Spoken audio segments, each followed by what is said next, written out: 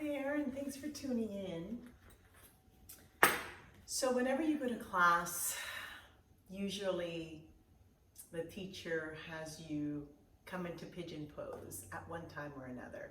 It's a highly used pose because the benefits are huge. It really loosens up the hip region, which because of our lifestyle and all the driving we do and sitting we do, we get pretty congested in the hip area.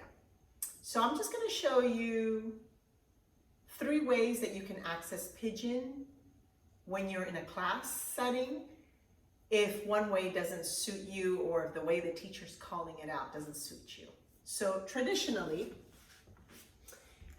you're in class, your teacher is got you in a down dog position, like so.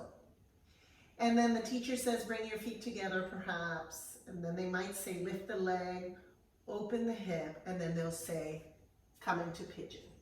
Okay, and you can go for that. Now here's my tip. When you do this, work your back leg back, and before you drop, start to really notice what's happening with your pelvis. Okay, so try to keep the area of the pelvis pretty squared. Doesn't have to be perfect, but pretty squared.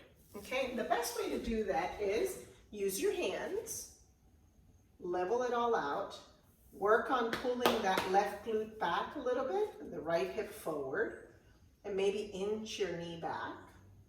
And if you need to, wedge towels, blankets, or blocks in the area so that you are avoiding an excessive amount of shifting like this. Because when you do this, then your pelvis is not neutral. Okay? If this is not doable, if it bothers your knee or your hip, immediately when the teacher calls out for that pose, you lie on your back and you take a number 4 figure, either grounded like this or lifted. Either way, the bent knee is moving away from you, and then your feet are kind of aligned and flexed.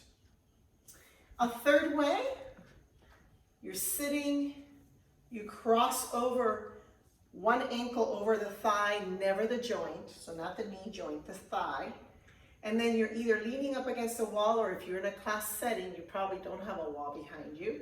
You can bring your hands back and keep drawing that right knee down towards the mat. Or you can bring your hands to your side, or you can work yourself forward. The more forward you go, the more you will access the stretch of the hip. But be aware of not over rounding in the pose. Keep your spine long, okay? So you can be here like that. All right, so those are a couple ways that you can access it when the teacher calls it, and you find your own flow and your own posture that suits you, that makes you feel just right, so you can access the stretches. All right, I hope this helps. Thanks for tuning in.